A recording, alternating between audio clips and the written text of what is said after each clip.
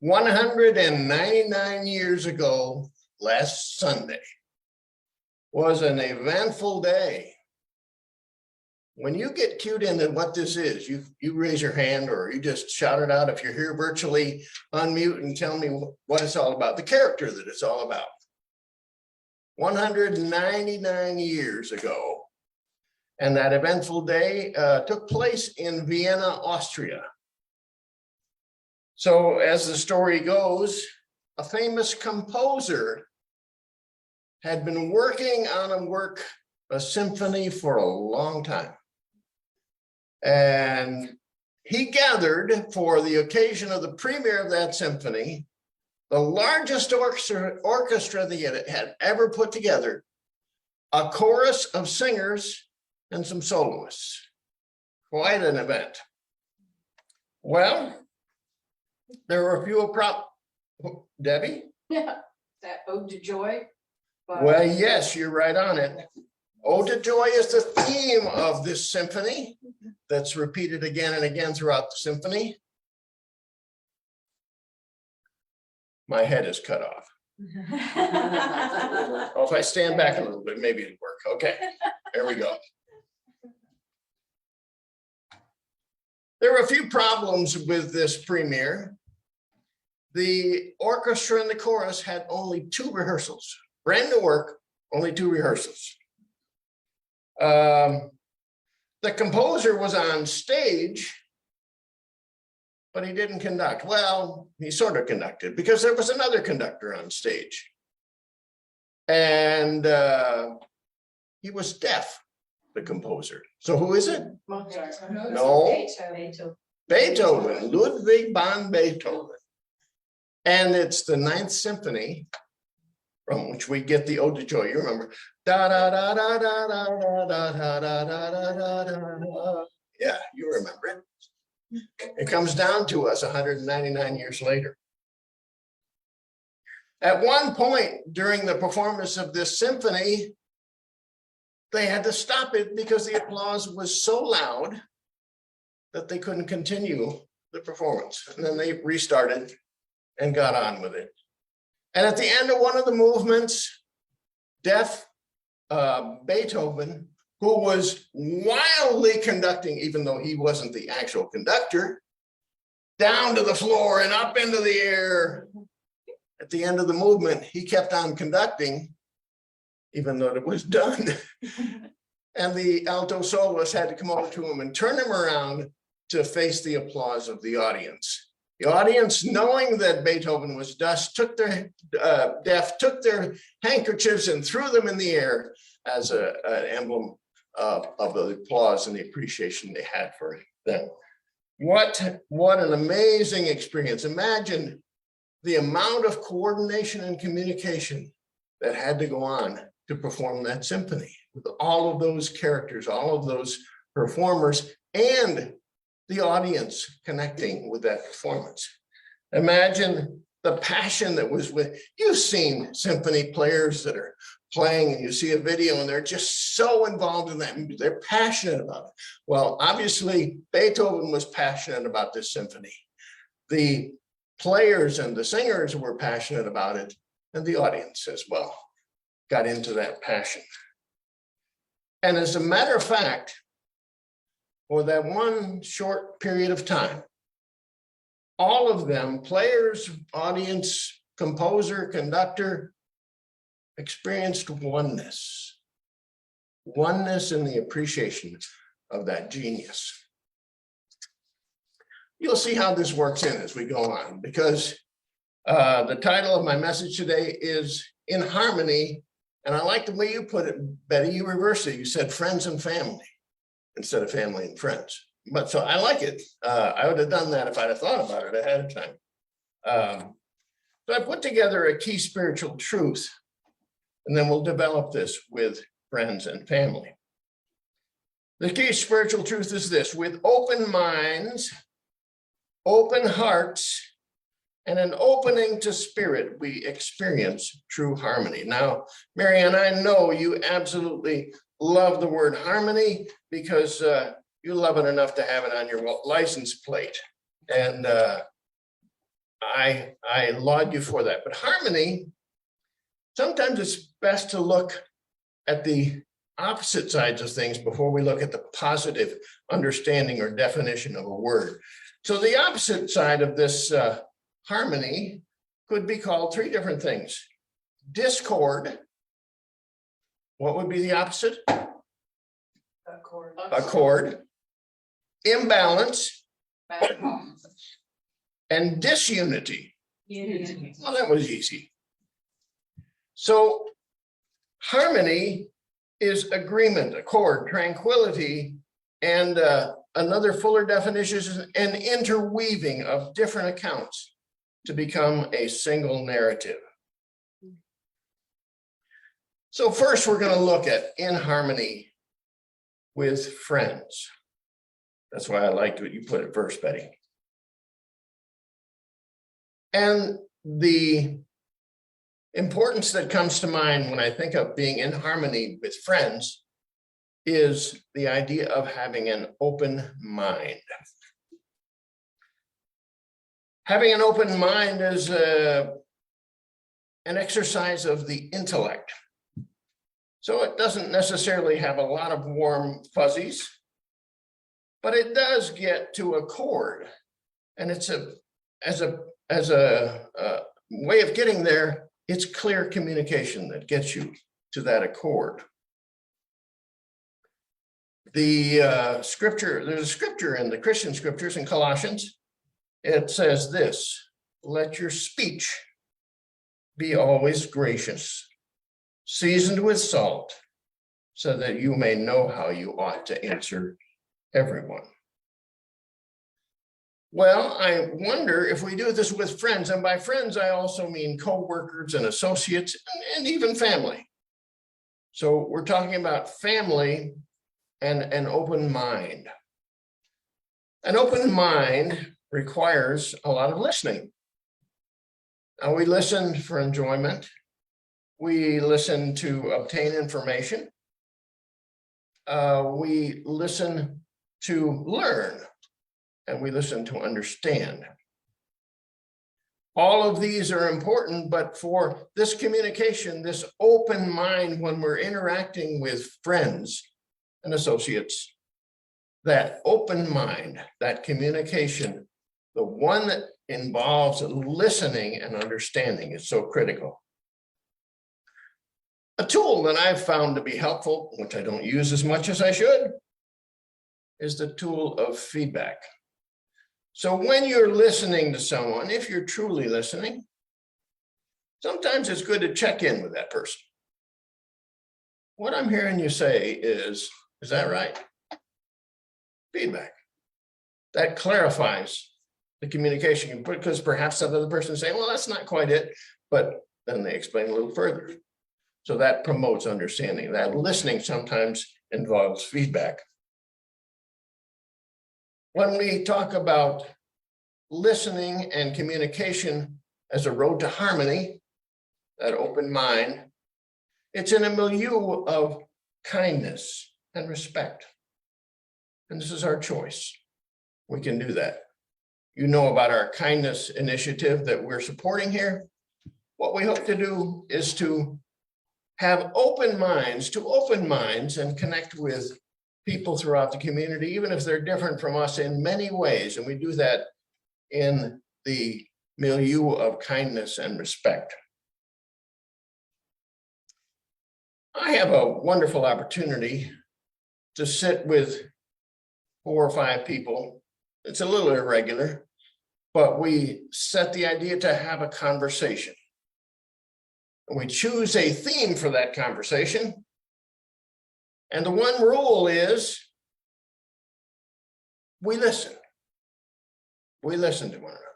That's primary. What we say is less important than what we listen to when another is speaking. And so we go through that conversation. And it's amazing. Sometimes we find that there's a lag in time. Someone will speak and they'll be complete. And then there's half a minute of silence before someone will take up again. But to me, that's so exciting because it means probably a good deal of quality listening occurred in that situation. So I'm grateful for learning from that. I also go back to that orchestra and chorus and symphony. And if you've been in a choir or you've been in an orchestra, you know how important it is for you to be listening to the other players, the other singers. Because in order for there to be a true harmony, the listening is required. So you're using your ears sometimes as much as your voice to be able to achieve that accord, that coming together, to be able to achieve that open-minded expression that is harmonious. Moving on to family. When I think of family, I think of open heart. We, of course, think of mother's love today. And by the way, these flowers are representative of mother love. We're going to give them out to everybody who is a mother, who has a mother. We're going to let you take them home. And sometimes to memorialize your mother, perhaps. But that open heart is so much a part of what we think of when we think of a mother's love. I like to think what's important here is balance. It's the mother's gentle urging.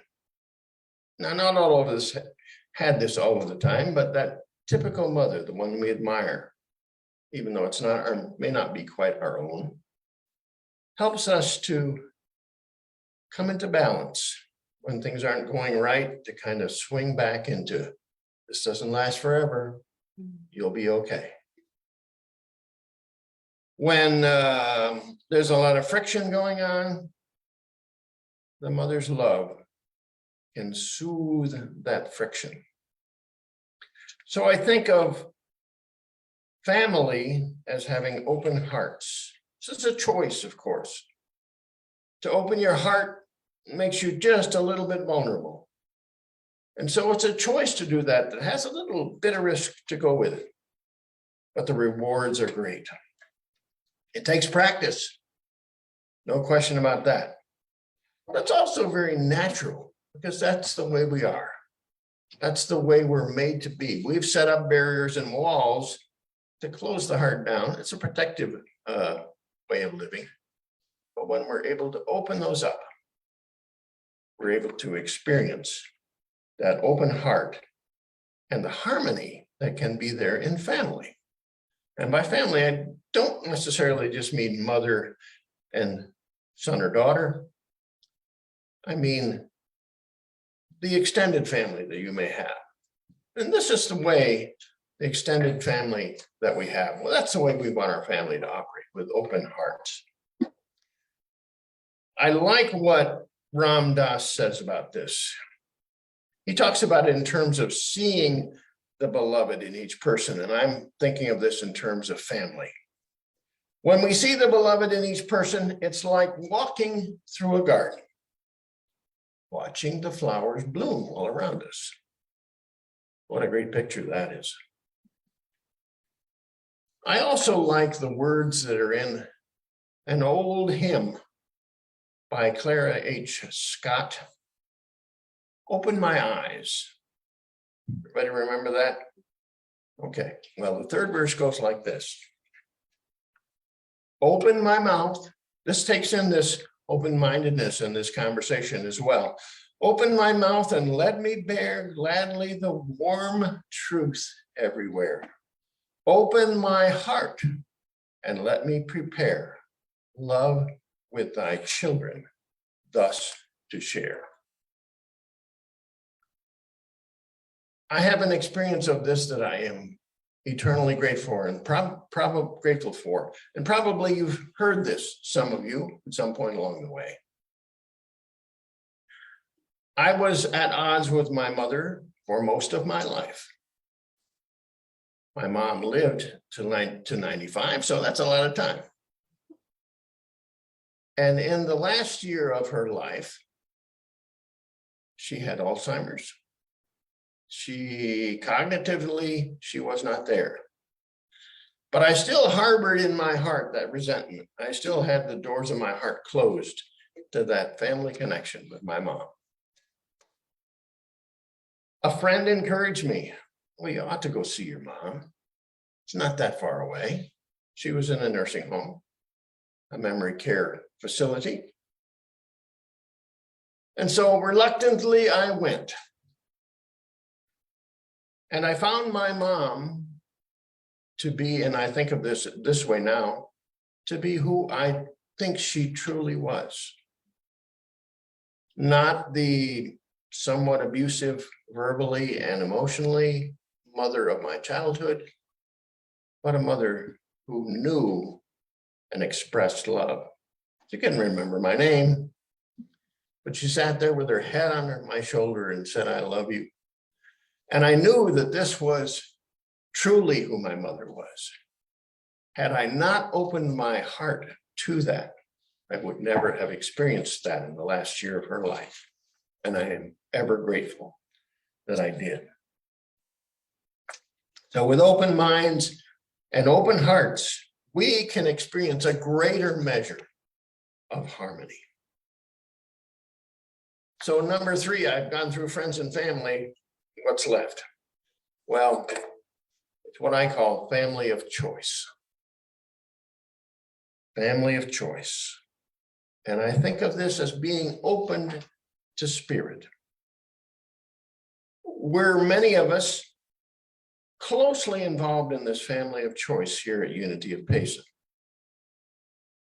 And that blesses our lives immensely. When we have this family of choice open to spirit, we're thinking of our being more than our doing. With open heart, open mind for sure, but even open heart, we're thinking about what we do in response to some action. But with open to spirit, we're seeing our likeness in our beingness, all creations of the divine, all expressions of the divine. This is what the words unity as opposed to disunity means. To experience that togetherness on a spirit level, to experience oneness and not separateness. Again, from the Christian scriptures in the John's Gospel, the words reported to be by Jesus say this, that they all may be one. And I'm doing this from the King James Version because that's how I memorized it way back when. That they all may be one as thou, Father, art in me, and I in thee, that they also may be one in us. I take this much more positively and aggressively, that they are one in us, because it's my true belief that we are one in the divine, one of the divine. In that oneness with the divine, there's an unrestricted flow of energy, beautiful energy. There's a letting go of boundaries. Many times in everyday life, we need boundaries to know where we end and somebody else begins. Very important. In this life of the spirit, there's a letting go of the boundaries between each other and between us and the divine. You've likely experienced this. Frosty, I know you're here today, and I remember not too many days ago, maybe 2 or 3, on Morning Cafe, you spoke about the sense of being one with all that is on the top of a mountain in Colorado. And you've probably experienced something like this, each and every one of you. That one little bit of time where the boundaries between you and spirit, you and the divine, you and the creation just fell away.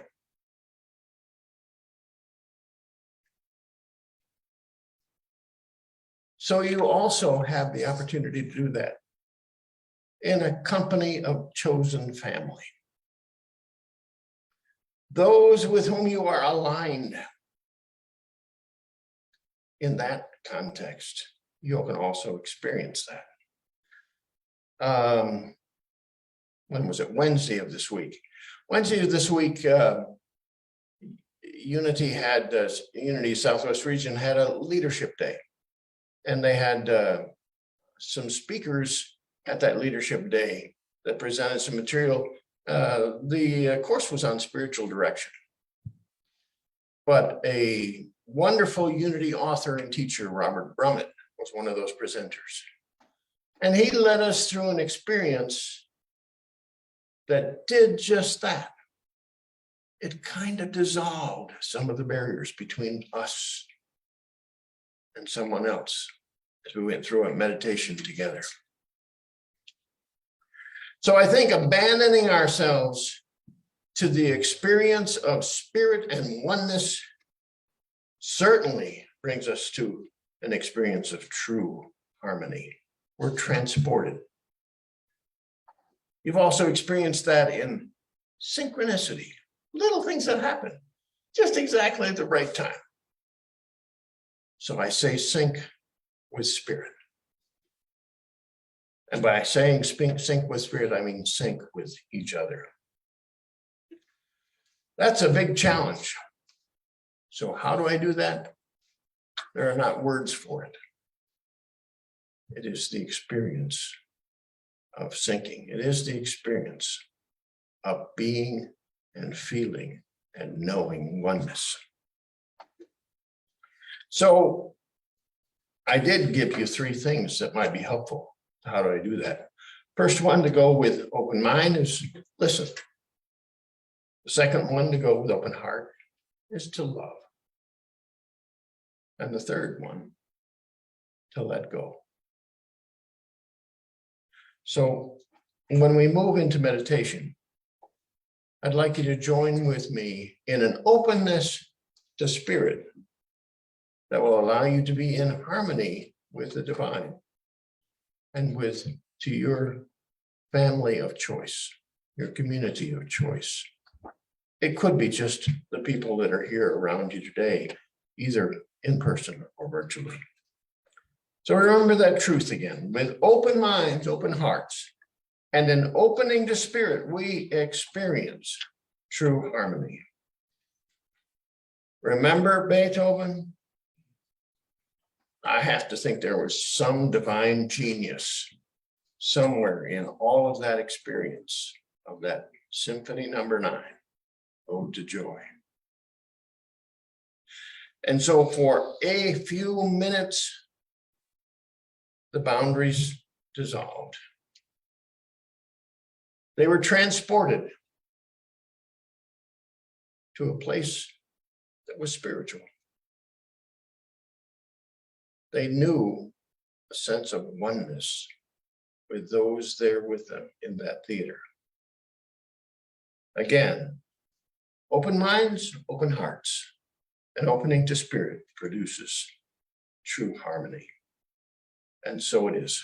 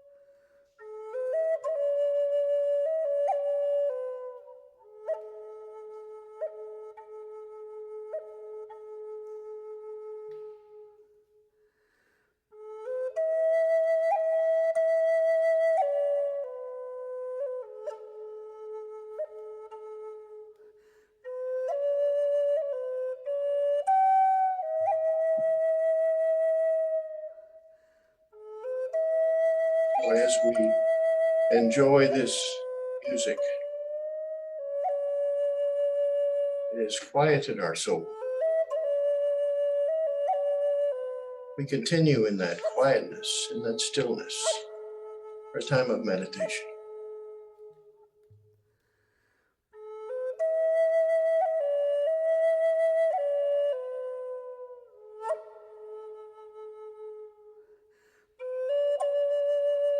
You have the tools of mind, heart, and spirit that are integrally yours to use in your quest for harmony.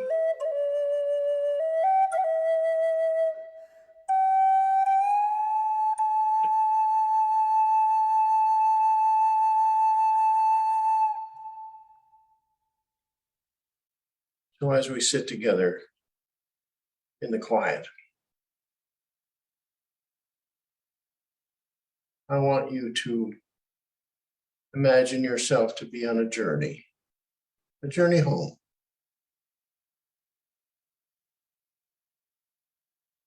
It's been an exciting experience exploring the world, but you're coming home. And so as you walk up that road, a little tired, but exhilarated by all you've come to see and know, you're open to see your world with new eyes.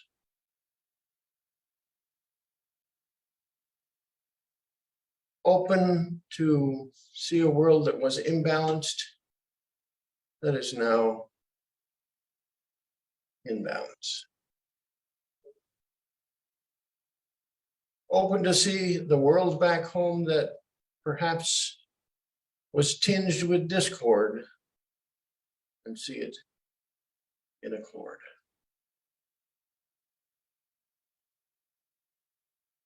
And open the spirit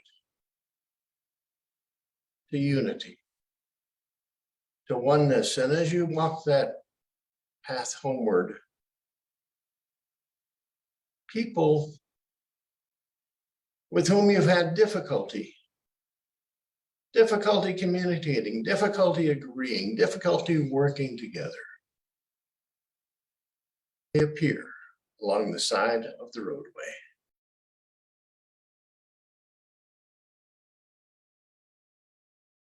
And challenged to do so, and having the